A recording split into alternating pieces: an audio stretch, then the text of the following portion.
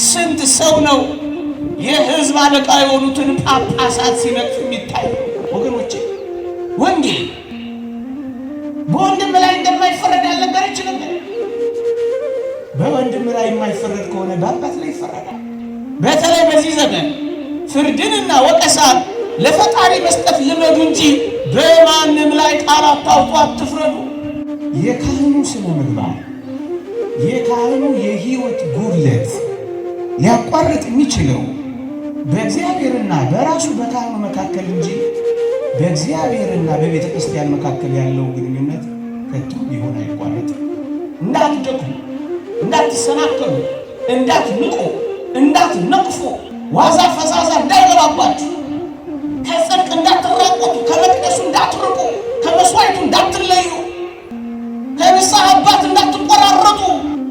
ፈራጁ ሊፈርድ ያለው እኛ ቀርበን ፈራጆች ምን ሆነው ምን ሆነን ነው?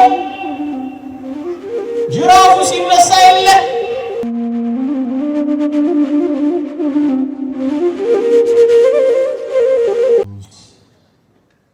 አሃዱ አምላክ አሜን።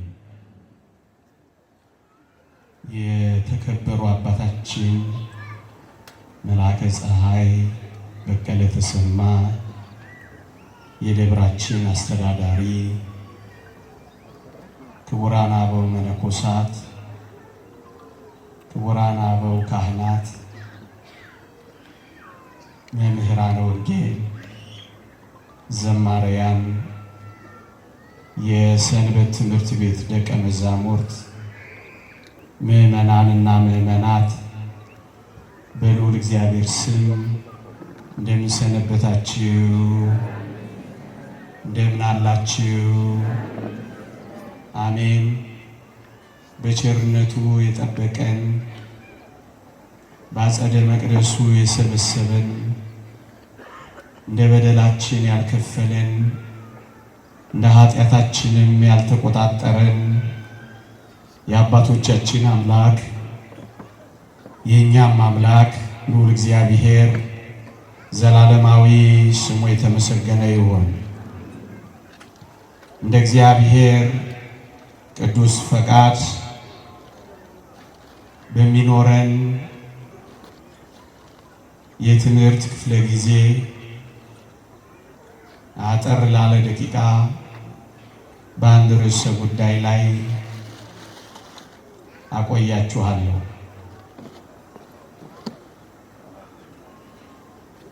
የብረትና የወርቅ ማዕተብ። በዚህ ርዕስ ጥቂት ደቂቃ አቆያችኋለሁ። የብረትና የወርቅ ማዕተብ በትምህርት የማጠናቀቂያ ርዕሴን ነግሬያችሁ አበቃለሁ። አሁን በዚህ ዘመን እንዳይሰበሩ ልንጠነቀቅ ከሚገባቸው ብርቱ ድልድዮቻችን አንዱ ቤተሰብ ነው። ቤተሰብ የተሰበረ እንደሆነ ሁሉ ነገር ይሰበራል። ቤተሰብ ሲበላሽ ሀገር ይበላሻል።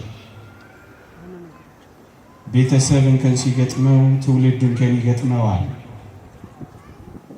ቤተሰብ የሀገር መሰረት ነው። አንዱ በዚህ ዘመን በጣም ልንጠነቀቅለት የሚገባው ቤተሰብ ነው።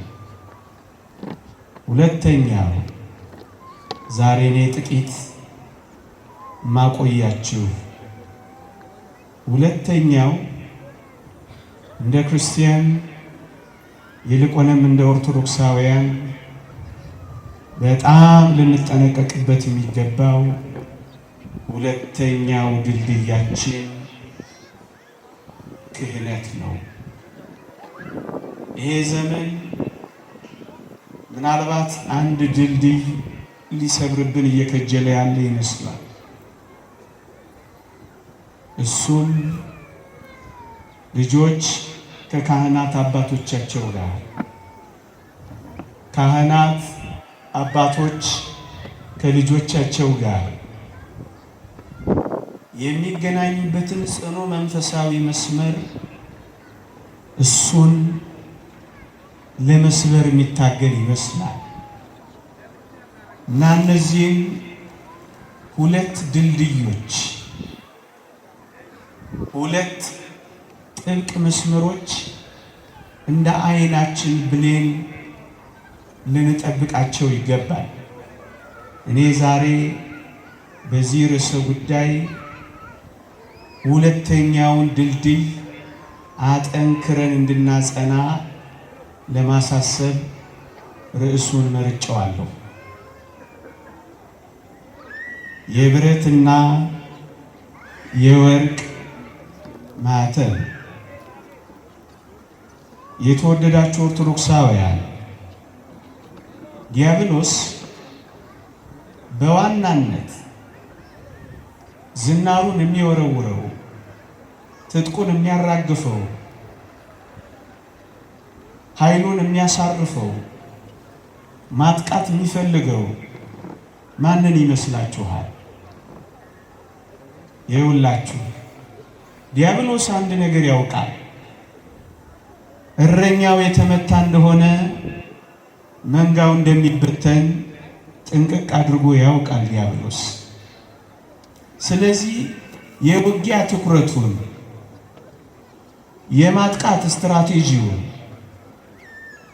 የማሸነፍ ኃይሉን እያንዳንዳችን መንጎች ላይ ከማተኮር ይልቅ እረኛ መምታት ላይ ሊያተኩር ይችላል። ያ ማለት የሚመሩን ጳጳሳት ላይ፣ የሚመሩን ካህናት ላይ፣ የሚያስተምሩን መምህራን ላይ የበለጠ ትኩረቱን አድርጎ ውጊያ ሊከፍትባቸው ይችላል። የዚህ ዓላማ ምን ይመስላችኋል? መንጋውን ለመበተን እረኛውን መምታት ነው ቢሉ። እዩ፣ መንጋው ከተመታ፣ ራሱ ከደከመ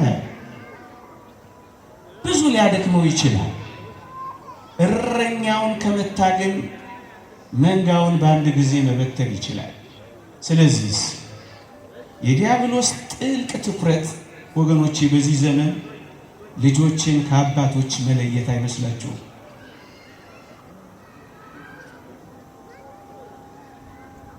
ትኩረቱ መንጋውን ለማጥቃት ምንጩን መምታት ነው የያዘው።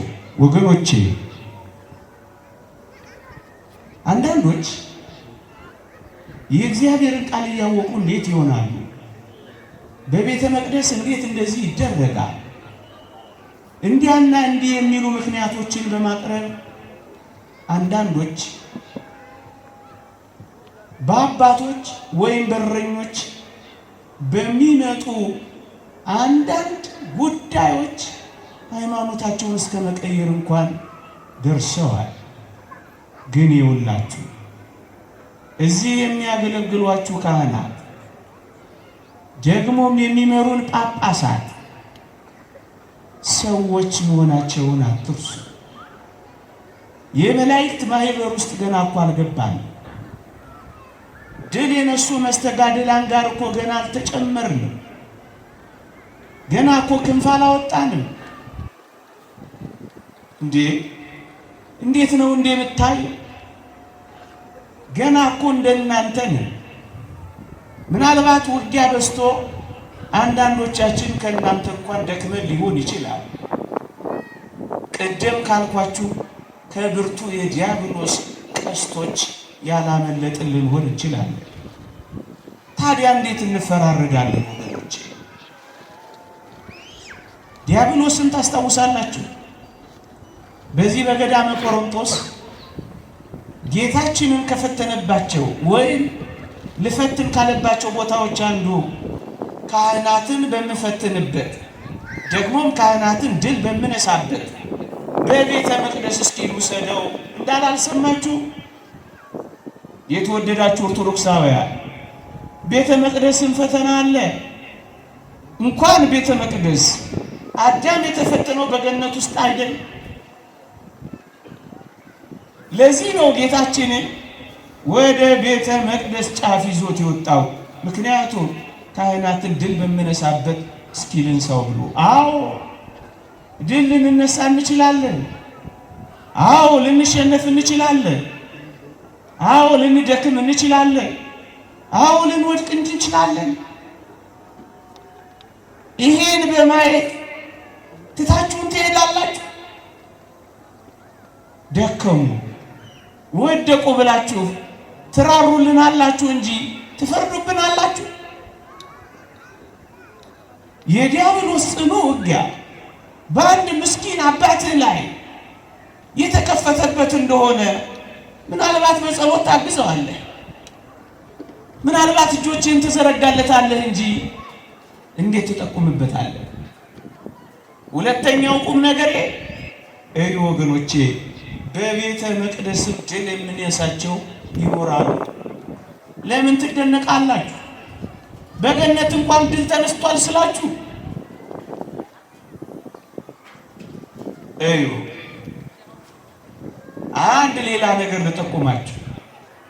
ታስታውሳላችሁ? የተወደደ መድኃኒታችን ኢየሱስ ክርስቶስ ትዝ የሚላችሁ ከሆነ ቁጭ ብሎ በ12 ዓመቱ የተማረው ደግሞ ተመላልሶ የጎበኘው ምኩራቡ በኦሪት የነበረው ያ መቅደስ ብዙ ድካም እኮ ነበረበት ወገኖቼ። ታስታውሳላችሁ? በዛ ዘመን ሮማውያን አንድ ሊቀ ካህናት፣ አይሁድ ደግሞ ሌላ ሊቀ ካህናት ሾመው ትእዛዝ እግዚአብሔርን ያፈረሱበት ዘመን ነበረ። ሁለተኛ ካህናቱ የነቢያቱን ትምህርት የማይሰሙ በመሆናቸው ምክንያት የእግዚአብሔር መስዋዕት እስኪቀር ድረስ ቤተ መቅደሱ አሳዛኝ ሆኖ ነበረ። ያኔ ነው ግን ክርስቶስ ቁጭ ብሎ የተማረው። ያኔ ነው ግን ክርስቶስ ወደዚያ ቤተ መቅደስ እግሩን ያቀናው።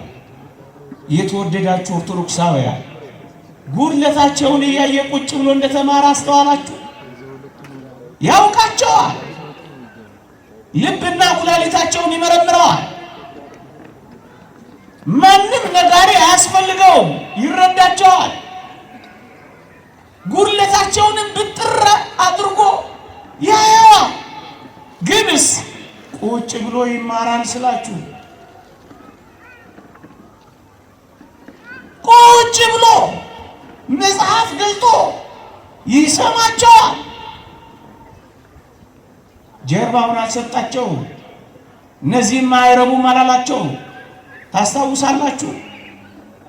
እንዲሁም በመጨረሻው ፋሲካ ገበታቸውን ገለበጠው እንጂ እነሱን መቼ አባረራቸው? ትታችኋቸው ሂዱ መቼ አለ? አንዳንዶች ከጌታችን በላይ ተቆርቋሪ እንሆን ብለው አንዳንዶች በዚህ ዘመን ሲቀናጠሉ ይገኙ ይሆን?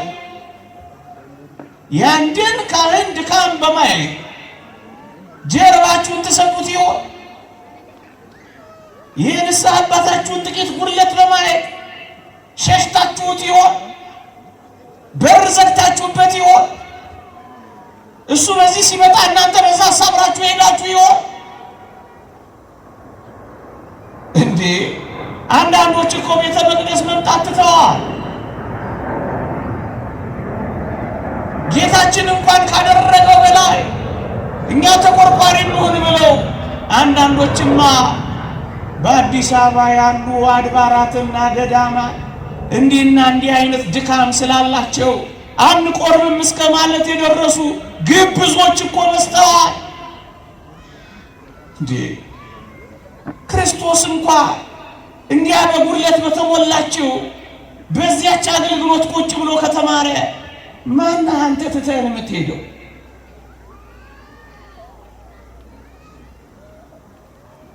ማን ነው ጀርባውን ሰጥቶ ሊሄድ የሚችለው? አያችሁ፣ የተወደደ መድኃኒታችን እንኳን ቁጭ ብሎ የተማረ ከሆነ እኛ ደግሞ ቁጭ ብለን ልንማር አራያ እንደሆነን አስተዋላችሁ? ትታችኋቸው ሂዱ መቻል፣ ጀርባቸውን ስጡ መቻል እንዴ! ያቺኛዋ እኮ ከድካም በላይ እኮ ናት። ከድካም በላይ ሆኖ ግን ስራ ሰራላት እንጂ መቼ አፈረሳት? አንዳንዶች ወደ ማፍረስ ትግል ይዘዋል። በጣም ግብዞችና ቅምጥሎች ሆነዋል። ይቅር በሉኝ ለቋንቋዬና ክርስቶስ እንደሌለባት አድርገው መናገር የጀመሩ በስተዋል።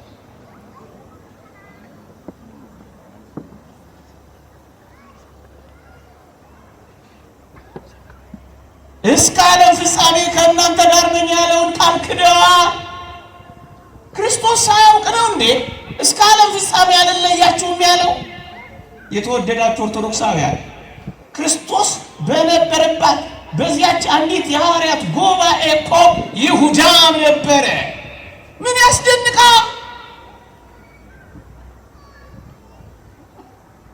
ክርስቶስን የማያርክ ሰው ይሁዳ ከሌለ ለስም አጠራሩ ክብር ይግባውና ቤተ ክርስቲያንን ነውር የሚያሳያት እድፈት የሚያመጣባት የሚያረክሳት ሌላ ይሁዳ የለም። ንጽሕት ናት፣ ቅድስት ናት፣ ነውር እድፈት የሌለባት መጨማደድ የማያውቃት ልዩ ናት። ታዲያ አንዱ ይሁዳ የተወደዳችሁ ኦርቶዶክሳውያን ጌታ በወንጌል በግልጽ የነገራችሁን ደግሞ እንናገረው፣ ያስተማረንን እንድገመው። እንዲህ ነው የሚለው ጌታ በወንጌል ያዘዟችሁን ሁሉ አድርጉ ጠብቁትም፣ ነገር ግን እየተናገሩ አያደርጉትምና እንደ ሥራቸው አታድርጉ ያለን አይደለምን? በቃ በግልጽ ተነግሯል። ያዘዟችሁን ሁሉ አድርጉ ጠብቁትም፣ እየተናገሩ አያደርጉትም፣ ስራቸውን አታድርጉ አለ እንጂ ትታችኋቸው ሂዱ መቻለ፣ ጀርባቸውን ስጧቸው መቻለ፣ አስራት በኩራት ንፈጓቸው መቻለ፣ ከእጆቻቸው አትቁረቡ መቻለ። የተወደዳችሁ ክርስቲያኖች አንድ እውነት እንንገራችሁ፣ ራሱ በተግባር ሊያደርግ የማይችለው እርሱ እንዴት እኔን ያስተምራል እንዴት ትላላችሁ? ለእናንተ የሚናገረው ካህኑ ወይ ጳጳሱ ወይ መምህሩ ይመስላችኋል? አይደለም፣ ራሱ ክርስቶስ ነው። መስዋዕቱንም የምትቀበሉት ከክርስቶስ ነው።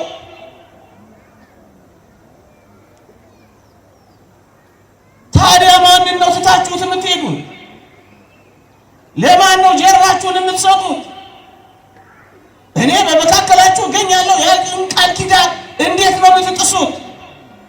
እኛ አይደለም የምንነግራችሁ፣ ራሱ ክርስቶስ ነው የሚነግራችሁ። ራሱ መንፈስ ቅዱስ ነው የሚያስተምራችሁ ወገኖቼ። ታዲያ እንዴት ክርስቶስ ትታችኋቸው ሂዱ ካላለ እኛ እንዴት ነው ተታትተን የምንሄደው? ወገኖቼ እንኳን ፍጽምት በሆነችው በአዲስ ኪዳን እንኳን ዛሬ በምንኖርባት ወደ ሰማያዊ መሻገሪያ በሆነችው በዚች መሰላል በሆነችው የእግዚአብሔር ደጅ እንኳን በኦሪት እንኳን ምን እንደተባለ አልሰማችሁ? ላስታውሳችሁ። ቅዱስ ጳውሎስ በዚህ በሐዋርያት ሥራ ምዕራፍ 3 ቁጥር 5 ላይ አንድ ሰው አገኘና እንዲህ አለው፣ በኖራ የተለሰንክ ግድግዳ ነህ አለው። ቅዱስ ጳውሎስ ነው ያለው። ከዚያ አካባቢ ከነበሩ ሰዎች ጠጋ ብለው ምን አሉት መሰላችሁ? አንተ አሉት። አቤት አላቸው ቅዱስ ጳውሎስ። ይሄ የተናገርከው ሰው እኮ ሊቀ ካህናት ነው አሉት። ቅዱስ ጳውሎስ ምን እንዳለ ስሙ። ወንድሞች ሆይ የሐዋርያት ሥራ ምዕራፍ 23 ቁጥር 5 ወንድሞች ሆይ ሊቀ ካህናት መሆኑን ባላውቅ ነው በሕዝብ አለቃ ላይ ክፉ ቃላት ትናገር ተብሎ ተጽፏል አለ። ምን ክፉ ቢሆን ምን ደካማ ቢሆን ምን ያ ቃል ብቻ አይደለም ሌላ ቃል እንኳን ተገብቶት መገሰጽ የሚገባው ቢሆን በሕዝብ አለቃ ላይ ክፉ ቃል አትናገር ብሏል ብሎ ይቅርታ ጠየቀ። ዛሬ ስንት ሰው ነው የሕዝብ አለቃ የሆኑትን ጳጳሳት ሲነቅፍ የሚታየው? ስንት ስድብ ይጎርፋ፣ ስንት መጠላላት ይዘንባ። እንዴ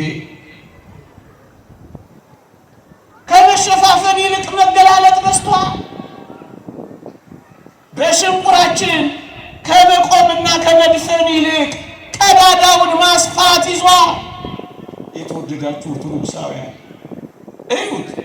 በኦሪት ለነበረች በዛች ደካማ አገልግሎት ለሚቆመው ሊቀ ካህናት እንኳን የሐዲስ ኪዳኑ ሐዋርያ ቅዱስ ጳውሎስ እንዴት እንደደነገጠ ገል ፈርዱ ብላችሁ ካህናትን ከመንቀፍ ተከልከሉ አይደለም የሚለው መጽሐፋችን። አያችሁ ክርስቲያኖች፣ የክርስትና ጥንቅቅ ያለ ሕይወት እንኳን በካህናት እንኳን በጳጳሳት እንኳን በመምህራን ቀርቶ ክፉ ቃላትን፣ ደግ ያልሆኑ ትችቶችን፣ ነቀፌታዎችንና ጀርባ መስጠቶችን የተወደዳችሁ ክርስቲያኖች እንዴት የማይገባ ይመስላችኋል? ለዚህ ነው ቅዱስ ጳውሎስ ሊቀ ካህናት መሆኑን ባላውቅ ነው ያለው። ወገኖቼ ወንጌል በወንድም ላይ እንደማይፈረድ አልነገረችንም? በወንድም ላይ የማይፈረድ ከሆነ በአባት ላይ ይፈረዳል። ወንድም የማይነቀፍ ከሆነ አባት ይነቀፋል። ወንድም የሚሸፈንለት ከሆነ አባት የማይበለጥ አይሸፈንለትም። ወገኖቼ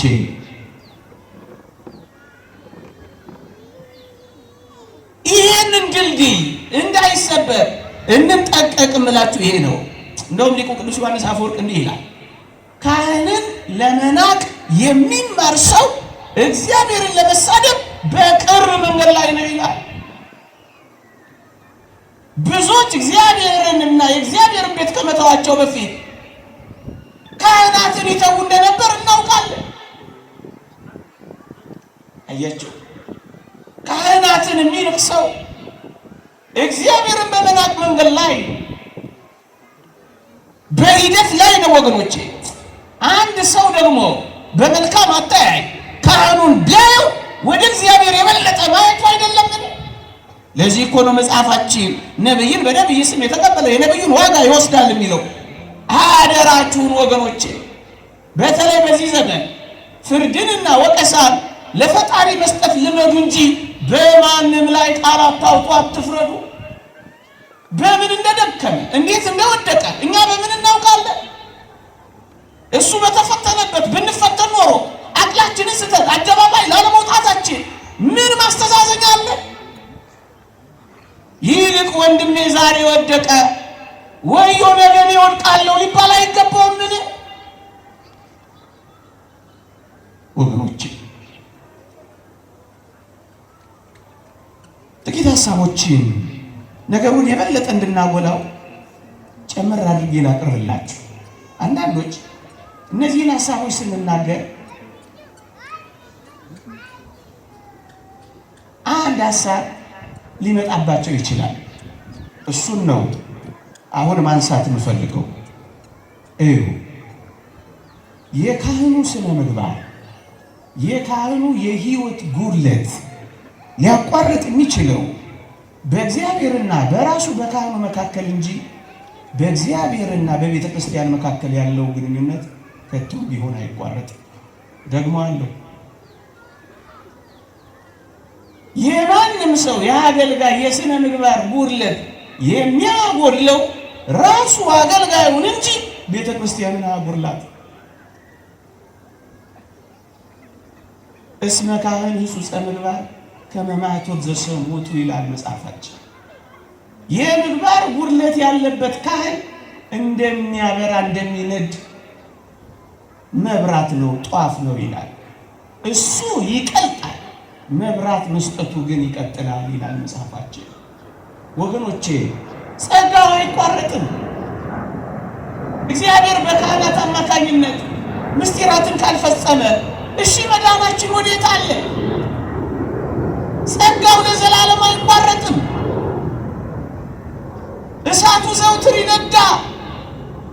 መስዋዕቱም ሁሌ ይሰዋ፣ ልጅነትም ዘውትር ይሰጣል። የእግዚአብሔር ጸጋ መች ይቋረጣል? እግዚአብሔር የለባትም ባዮች እንግዲህ ምን ይሁን? የካህኑ ምግባር ሊያቋርጥ የሚችለው የራሱን ሕይወት ነው። ምስኪን ነው፣ እሱ ይነዳል።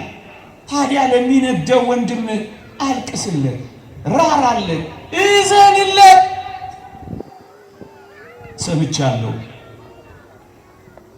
በቅዳሴ ሊሰየም የተዘጋጀውን ካህን ሲያዩ በዛ በሞባይል ቻታቸው አባ ገሌ ነው ዛሬ የሚቀድሰው አባ ገሌ ነው ተባብለው ደግሞ ሌላ ቦታ ሊቆርቡ የሚንከራተቱ ምስኪኖች እንዳሉ ስንሰማ እንዴት ያሳዝናል። መኪናቸውን እያስነሱ ላጥ ላጥ እያሉ ይሄዳሉ። እኛ ምን ነግራቸዋለን? ጨክነው ያን ጊዜ ቢቆርቡ ኖሮ ማን ያውቃል መልአክ ያቆርብሻል ነበር እንላቸዋለን። ደግሞስ በበደልና በኃጢአት አንተዋወቅም ሁላችንም?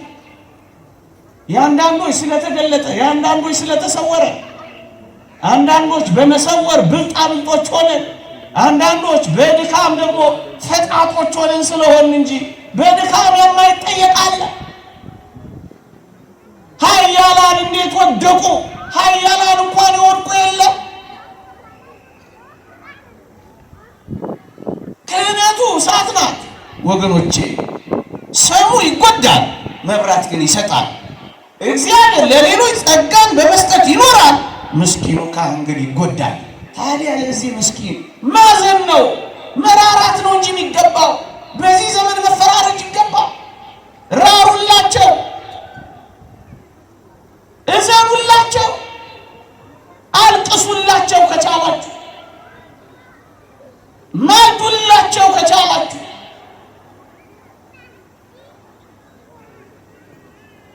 እንዴ እስኪ አንድ ጥያቄ ልጠይቃችሁ ወገኖቼ። ወደ ሐኪም ቤት ሄዳችሁ ቁስላችሁን የሚያክመው ሐኪም፣ የሚመረምራችሁ መድኃኒት የሚሰጣችሁ ሐኪም ጋር ሄዳችሁ ሐኪሙ ምን አይነት በሽታ እንዳለበት ጠይቃችሁ ነው እንዴ የምትታከሙት? እንዴ ዝም ብላችሁ አይደል እንዴ ቁስላችሁን የምትገልጹለት? እርቃናችሁን ሆናችሁ የምትመረመሩ? በእርግጠኝነት የኔና የእናንተ ካርድ እንጂ የሚወጣው ሐኪም ቤት ስንሄድ የሐኪሙ ካርድ አይደለም የሚወጣው። ይሄ እኮ የታወቀ ነው። የተወደዳችሁ ኦርቶዶክሳውያን ሆስፒታል ስትሄዱ ሐኪማችሁ ምን በሽታ እንዳለበት ሳትጠይቁ እንደምትመረመሩ እዚህም ሆስፒታል ስትመጡ ነገሩ እንዲያው ነው። ለምንድን ነው ግን እዚህ ኃጢአታችንን የምታዩት? ለምንድን ነው እዚህ ግን ቁስላችንን የምትመለከቱት? ለምንድን ነው እዚህ ግን ጠባሳችንን የምታዩት? ለምንድን ነው እዚህ ግን የምትጠቋቁሙት? ዝም ብላችሁ አትቀመጡ። ያኛው የሥጋ ሐኪም ነው፣ ይሄ እኮ የነፍስ ሐኪም። ያኛው ሆስፒታል የሥጋ ምርመራ ነው፣ ይሄ ሥጋም የነፍስም ነው። የእግዚአብሔር ቃል እንዲህ እንዳላልሰማችሁ? ደስ ያለው ማንም ቢኖር እርሱ ያመስግን፣ የታመመ ማንም ቢኖር የቤተ ክርስቲያን ቀሳውስት ይጥራ፣ በጌታም ስም ይጸልዩለት፣ ዘይትም ይቀቡት፣ ደዌውም ይድናል፣ ኃጢአትም ሰርቶ ከሆነ ይሰረይለታል ይላል። እዚህ ያለው ሐኪም የነፍስ የሥጋ ሐኪም እኮ ነው። ከፋርማሲው በፊት ይህንን መቅደስ አስቀድመው አትታከም እያልኩ አይደለም። የሚበልጠውን ሐኪም ግን ማሳወቅ ግዴታ ነው። ይቺ ሐኪም ቤት ናት፣ ፍርድ ቤት አይደለችም። እስከ መቼ ተፈራረድ?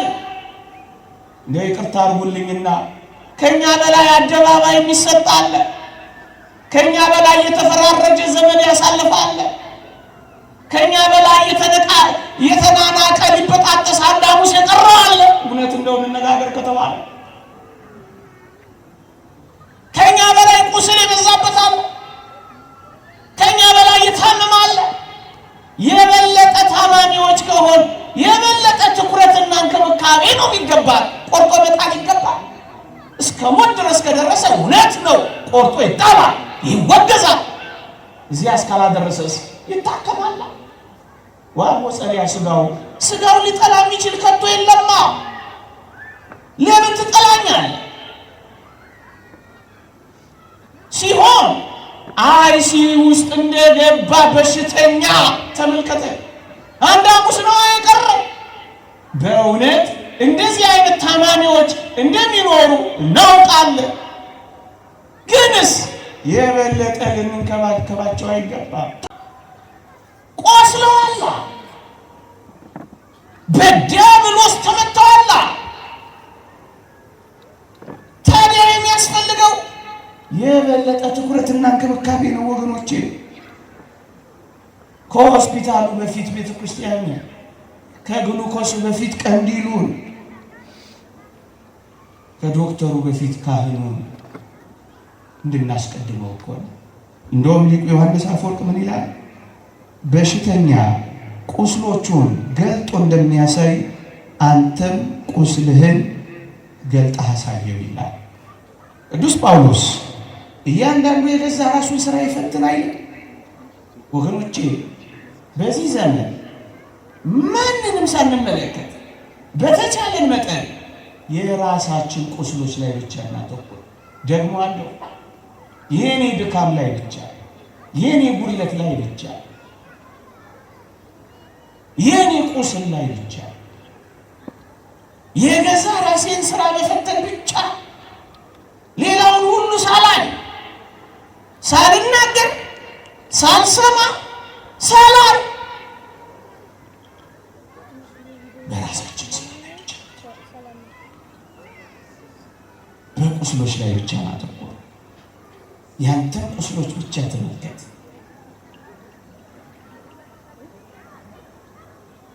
ይሄ ካልሆነ መወቃቀሳችን ይቀጥላል። ይሄ ካልሆነ መፈራረጃችን ይቀጥላል።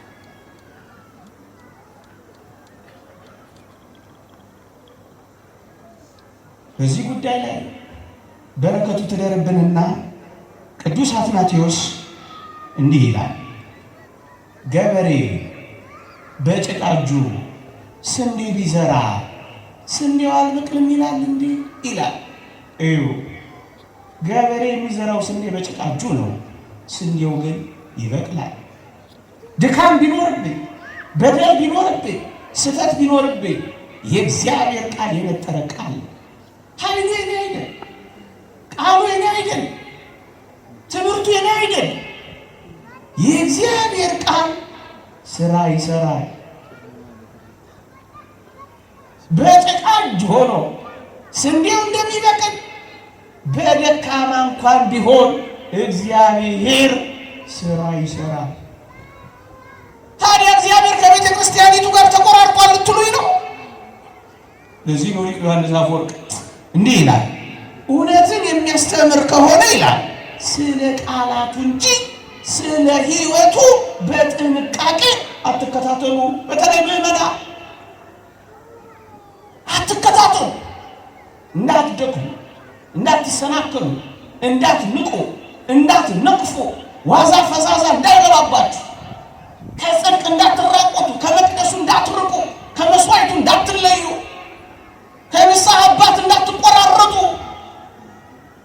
ትውልዱን ከአባ የሚለይ ብርቱ ስራ በፊታችን እንኳን ቢቆም ወገኖች፣ መስቀሉ የክርስቶስ፣ ቃሉ የሰማይ፣ መስዋዕቱ የእሱ፣ መቅደሱ የባለቤቱ፣ የት እንሄዳለን? የት እንሄዳለን? እኛ በግ ነን። ስለ እረኛው ለማወቅ ጉንጓን ሁን።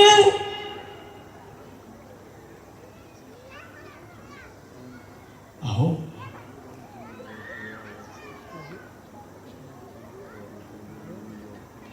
ምን እኛም ብቻ ትነግረናለህ? እነሱን አትነግራቸው። ቦታ አለ፣ ለሁሉም የሚነገርበት ቦታ አለ። ያለ ቦታው ተናግረን ሁሉንም አንሰብም።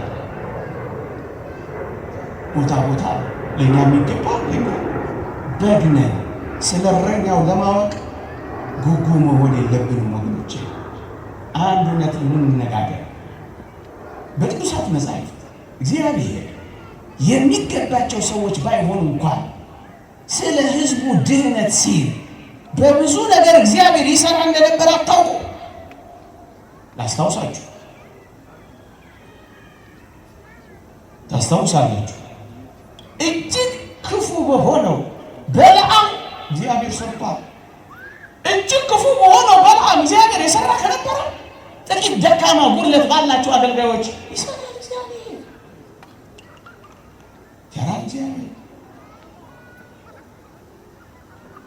እንዴ በዚያ በወንጌል ላይ ማቴዎስ ወንጌል ምዕራፍ 7 ላይ አልሰማችሁ? ከቶ አላውቃችሁም እኮ ያላቸው ተአምራት አላደረግንም? በስምህ አጋንንትን አላስወጣንም? እንዲህና እንዲያ አልሆንም ያሉትን እኮ ነው። ምን እንዳለ አላስታውሳችሁ? እዩ ከቶ አላውቃችሁም ማለት አውቃቸው፣ ግንስ ተአምራት አድርገዋል፣ ግንስ አጋንንትን አውጥተዋል፣ ግንስ በተለያየ ቋንቋ ተናግረው ይሆናል፣ ግንስ አያውቃቸው። ጭክን ብለን ደግሞ እናስብ ካል እግዚአብሔር በበለዓም አህያ የተናገረ አይደለም? ለሕዝቡ ድህነት ሲል እግዚአብሔር መስራቱን አያቋርጥ። እግዚአብሔር የለም አይባልም። አንዳንዶች በድፍረት እንዲህ እንደስክ ማለት ደርሰዋል። ከቤተ እግዚአብሔር ቀርተው፣ ከመስዋዕቱ ተለይተው፣ ከአባቶች ተቆራርጠው፣ መስቀል ሲያዩ ሸሽተው። ይሄ አንድ ድልድይ የተሰበረ እንደሆነ ያስታውቃል። እኛ ይህን በመረዳት ትእዛዝ እግዚአብሔርን በማክበር የሚበልጠውን በመጠበቅ ልንኖር ይገባል። ሌላውንስ ለእግዚአብሔርና ለእግዚአብሔር ፍርድ ምቶ ለጊዜ እንስጠው። አሁን የሚያሙ ነገሮች ሊኖሩ ይችላሉ። አንድ ቃል ግን አስታውሱ፣ ፍርድ ከእግዚአብሔር ቤት ተነስቶ የሚጀምርበት ጊዜ ደርሷል፣ እርሱም አሁን ነው ይላል። ፈራጁ ሊፈርድ ያለው እኛ ቀድመን ፈራጆች ምን ሆነን ነው? ጅራፉ ሲነሳ የለ። እነዚህን የተመለከተ አንድ ሌላ ከፍ ያለ ሀሳብ ደግሞ ላስታውሳችሁ። እዩ ነቢዩ ዳዊት ሳኦል ቀንቶበት ምድረ በዳ ለምድረ በዳ ያሳድደው ነበረ ዳዊትን። በጣም ይገርማችሁ፣ ብዙ የዳዊት መዝሙራት የተደረሱት በምድረ በዳዎች መካከል ነበር። ወገኖቼ ለእግዚአብሔር ሰዎች መንከራተቶች፣ ምድረ በዳዎች፣ ውሃ የሌለባቸው አሸዋ የሞሉ ስፍራዎች የምስጋና ሸለቆች ሆነው የሚያልፉት ወገኖች፣ ምድረ በዳዎቻችን የችግርና የመከራ ጊዜዎቻችን የበለጠ እግዚአብሔርን የምናውቅባቸው ቦታዎች፣ የምናውቅባቸው ረድኤተ እግዚአብሔርን የምንጣጥምባቸው መለኮታዊ ጥበቃውን የምንማርባቸው ጊዜያት እንደሆኑ አታውቁም?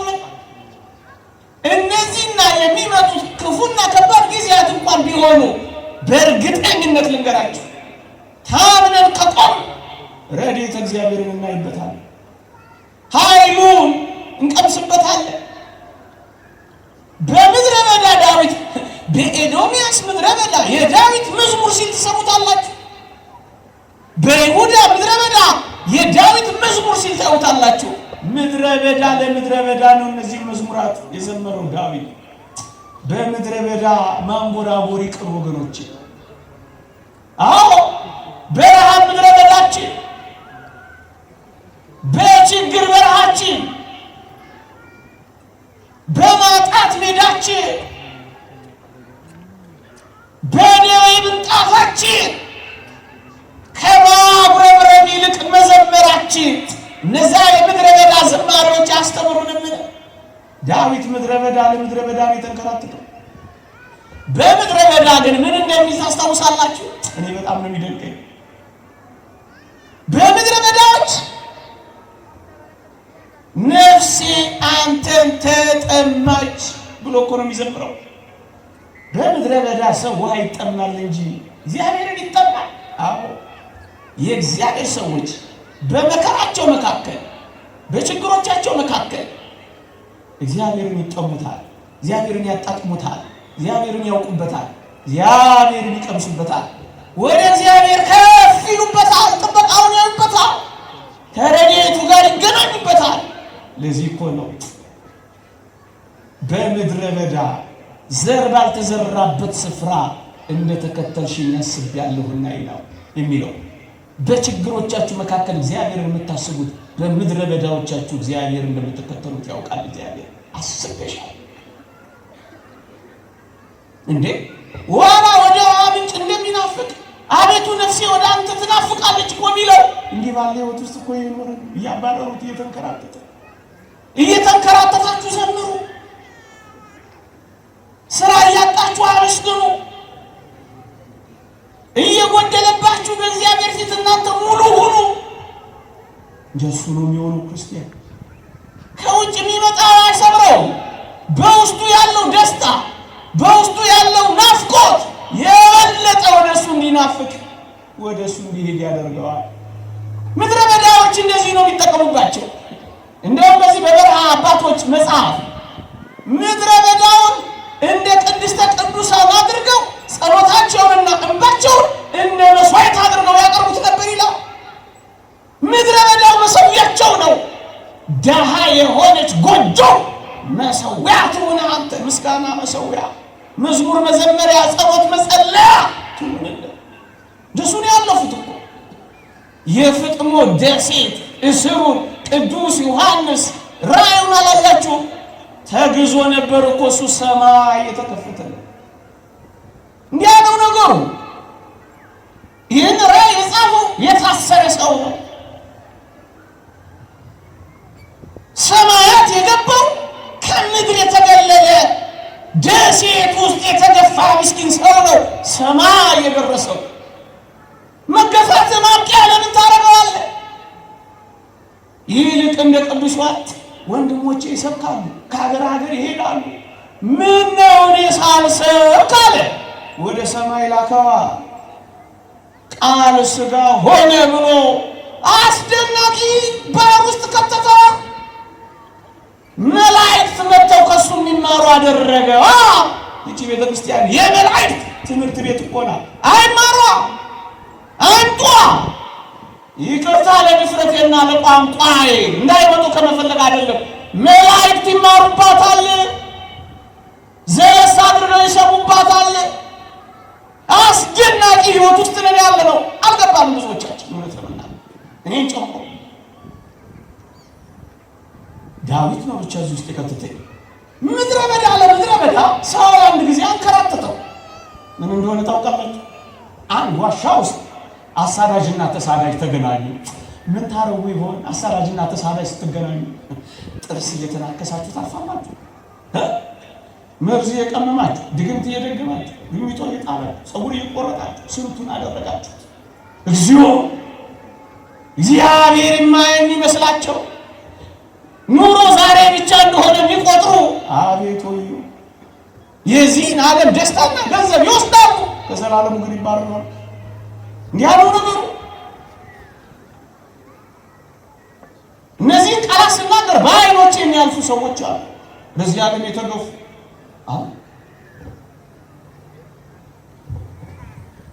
የተወደዳቸው ኦርቶዶክሳውያን አሳዳጅና ተሳዳጅ እዛ ሸለቆ ውስጥ ተገናኙ፣ እዛ ዋሻ ውስጥ ተገናኙ። ከዚያ ምን እንደሆነ ታውቃላችሁ? የዳዊት ጋሻ ጃግሬዎች ተነሱላችሁና ምን አሉ መሰላችሁ? በጣም ይደቅቃል ተናገሩ። ዳዊት ይሄ አሳዳጅ ሳኦል አፍንጫ ስራ አይደል? ግደለው ብለው ምክረ ሐሳብ ፕሮፖዛል አቀረቡ። የግድያ እውነት ነው። ደግሞ የቀረበው ምክንያት በጣም አሳማኝ ነው። ምን የሚል በጣም ይገርማችኋል። ጠላቱ ነው ያሳድደዋል። ሳኦል ጠላቱ ነው ያሳድደዋል። ሁለተኛስ እግዚአብሔር ንቆታል ሳኦልን። እግዚአብሔር ከናቀውማ እኔ ምንቀው ምን ያስገርማል ሊያስብል የሚችል ነው። ሶስተኛውስ ክፉ መንፈስ ሳኦልን ያሰቃየዋል። አራተኛውስ እጁ ላይ ወድቆለታል። በአስተማማኝ እግዚአብሔር ቢጥለው ነው እንጂ ይሄ ሁሉ ገጠመኝ እንዴት ይሆናል ብሎ ሊያስብ ይችላል። ከዚህ ሁሉ በላይ ደግሞ ውትወታቸው ምን የሚል ግደለው የሚል አቤት! እንዲህ ያሉ የጋሻ ጃግሬዎችን ውትወታ ማይሰማ ሰው እንዴት የታደለ ነው! ዝፈር፣ ጨፍር ምን ኩርምት ጭርምት ያደርግሻል ፈታ የሚሉ የዚህ ዓለም ውትወታዎችን የማትሰሙ የክርስቶስ ወጣቶች አቤት ታድላችሁ!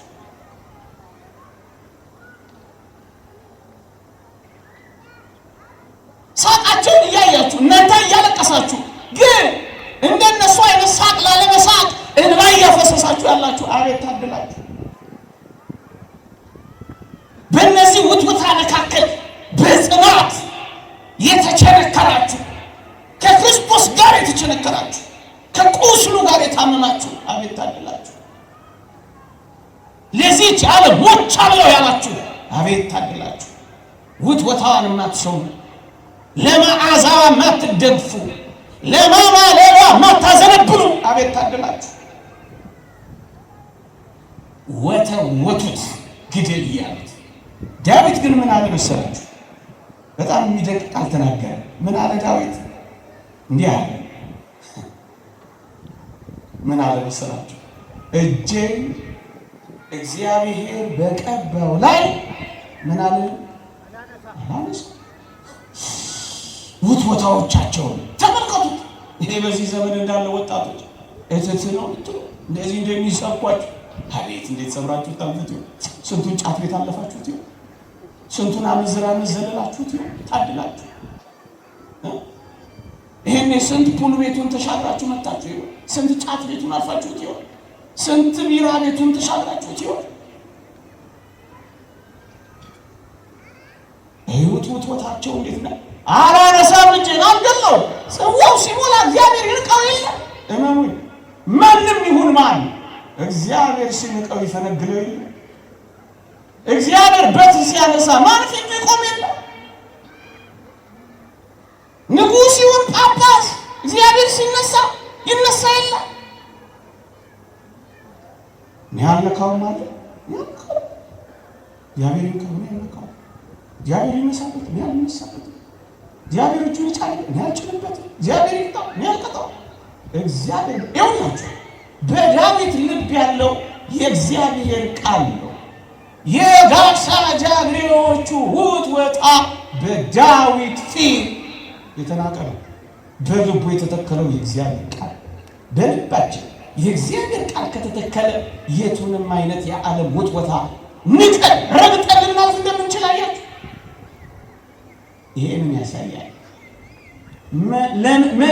ከመንግስት የምትበልጥ ክህነት አለች ወገኖች፣ በአባቶቻችን ትምህርት ለመንግስትነት ዳዊት እንዲህ ካለ ለክህነትና እንዴት ያለ ትልቅ ክብር ይገባው የሆኑ ወገኖች፣ ከመንግስትነት ክህነት አይበልጥም፣ ይበልጣል። ለዚህኛው እንዲህ ያለ ክብር ካደረገለት፣ እንዲህ አይነት ጥበቃ ካደረገለት፣ እጄን አላነሳም ካለ እንዲህ ላለው ሰማያዊ ሹመት አፋችን እግዚአብሔር ከኛ የሚጠበቀው በጸጥታ ማልቀስ ብቻ ብቻ። ከኛ የሚጠበቀው እጆቻችንን ዘርግተን መጮህ ብቻ። የተወደዳችሁ ኦርቶዶክሳውያን አንድ አስደናቂ ምርጥ ታሪክ ላስታውሳችሁ። አርዮሳውያን መቅደሱን ሞልተውት ነበር። በዚያ ሰው የለም በሚባልበት ዘመን ዓለሙ ሁሉ አርዮሳዊ እስኪመስል ድረስ መቅደሱን ተቆጣጥረውት ነበር። በጭብጨባና በጩኸት መድረኩን ሞልተውት ነበር። እውነተኞች ተባረው ውሸተኞች መቅደሱን ሞልተውት ነበር።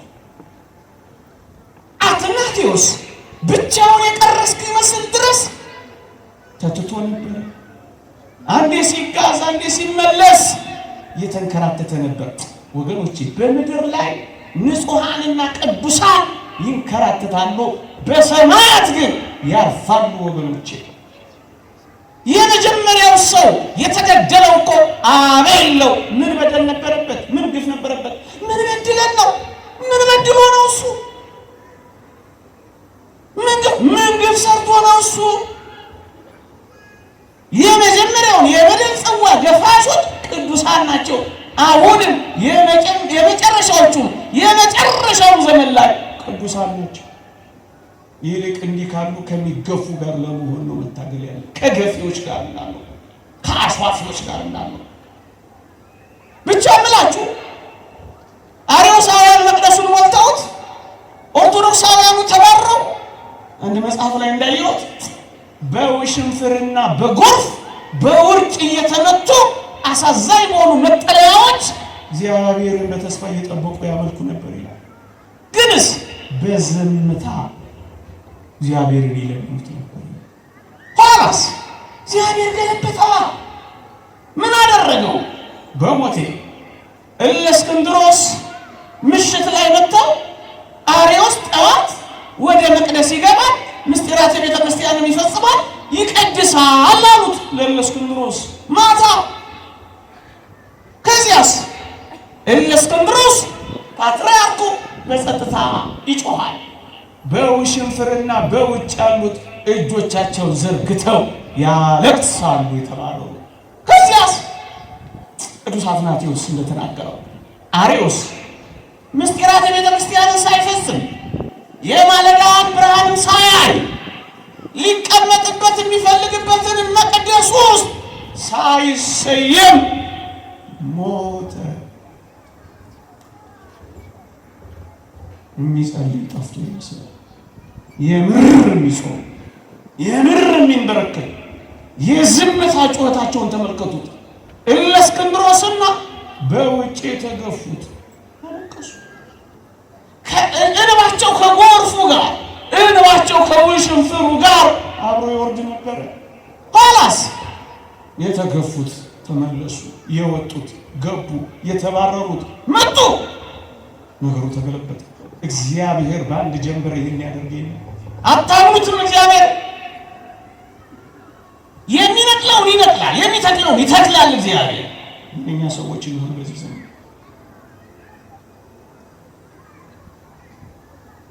ሰዎች ይሁን እግዚአብሔር እንኳን ካህናት ምን ያህል ያስቀየሙት በግልጽ እንደማይቀጣ አላያችሁ? በምን ካላችሁ አሮንን እግዚአብሔር በስውር ቀጥቶታል ይላል። ሙሴ አምጡት፣ አሮን ካህን ነው፣ ማርያም እህቱ ጋር ሆነው አምተውታል። እንዴት አድርጎ ሙሴ ኢትዮጵያዊቷን ያገባል ብለው አሉት። ማርያምን እግዚአብሔር በለምጽ አነደዳት በሕዝቡ ፊት እያሳያል። አሮንን ግን በስውር ቀጥቶታል ይላል አባቶቻችን። ካህን ነው። እግዚአብሔር በስውር የተጠነቀቀላቸው ከሆነ እኔና እናንተ የምንገላለጥ እንዴት ሆነ? ቢያንስ አንደበታችን የርኅራኄ ቃላትን እያወጣ ሳንፈራረድ ጥንቅር ሰዎች ብንችል እየተጸለየች በስውር የተወደደ መድኃኒታችን ኢየሱስ ክርስቶስ ሐዋርያትን አጋንንትን ሊያወጡ አቅቷቸው እኛ ልናወጣው አልቻልነው ብለው ወደ ጌታችን ይመጡ። እንዲህ ያለው ከጾምና ከጸሎት በቀር አይወጣም አለና አውጥቶ መፍትሄ ከሰጠ ሕዝቡን ካሰናበተ በኋላ እናንተ እምነት የጎደላችሁ ብሎ ገሰጻቸው። ሕዝቡን ካሰናበተ በኋላ ለዚህ ነው በሕዝብ ፊት የማይነገር ለካህናት የሚነገር ነገር ይኖረናል። ሕዝቡን ካሰናበተ በኋላ በሕዝብ ፊት ይሄ ሁሉ ውርጅብኝ። አንድ ሰሞንማ የጳጳሱ ቅሌት፣ የጳጳሱ ስኬት እንዴት ያሳፍራል! ፓትርያርክ እስከ መስቀል መድረስ ዝም አይባል። ያውም በማናውቀው ነገር፣ ያውም በማንረዳው ነገር፣ ያውም ልብና ፕላኔትን በማንመረምረው ነገር፣ ያውም በጣም ብዙ የተወሳሰበ ባለበት ነገር፣ ያውም ብዙ ሴራ በሚተረተርበት ዘመን፣ ያውም ብዙ የጀርባ ግፊቶችና ጫናዎች በሚጎርፉበት ዘመን፣ ያውም ኃጢአት በጋረደው ሰውነታችን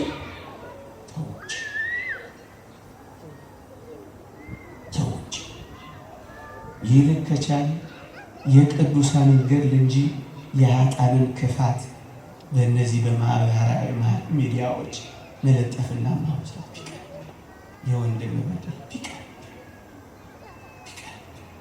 ቤተ ክርስቲያን የቅዱሳን ገድል እንጂ ያላት የኃጥአን ክፋት አንድ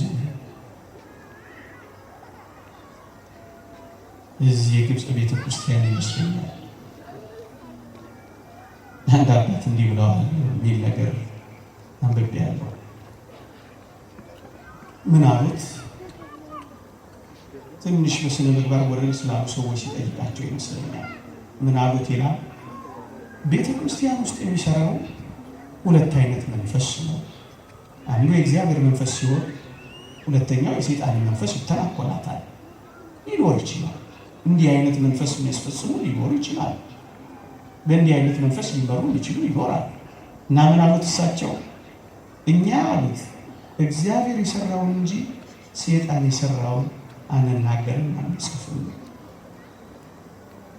አሉት የሚል ታሪክ አለ። ወገኖች እኛ እግዚአብሔር የሰራልን እግዚአብሔር ያደረገልን ክፋት ይኖራል። አዎ ይኖራል። በደንብ ተቀሽሞ ሊኖር ይችላል። የተቀሸበ ሰይጣንነት ሊኖር ይችላል። በዚህ ዘመን ግድ የላችሁ። እኛ ትኩረታችን በራሳችን ድካም ላይ፣ እኛ ትኩረታችን በራሳችን ጉድለት ላይ እንሆን። ይሄንን በአባቶችና በልጆች መካከል ያለውን የሚሰበር ድልድይ ከቶም ቢሆን እንዲሰበር እንዳንፈቅድ መዳናችን እዚች ቤተክርስቲያን በካህናት እጅ የሚሰጥ ነውና እግዚአብሔር በእነሱ አማካኝነት ምንም ነገር ካልሰራ ድህነት የለምና ይህን የምንለውን ያደርገው ሊቁ ዮሐንስ አፈወርቅ። ታዲያ የብረትና የወርቅ ማዕተብ ያልከው ምንድን ነው ካላችሁ ጎርጎርዮስ ዘእንዚናዙ የመሰለው ምሳሌ ነው። ሁለት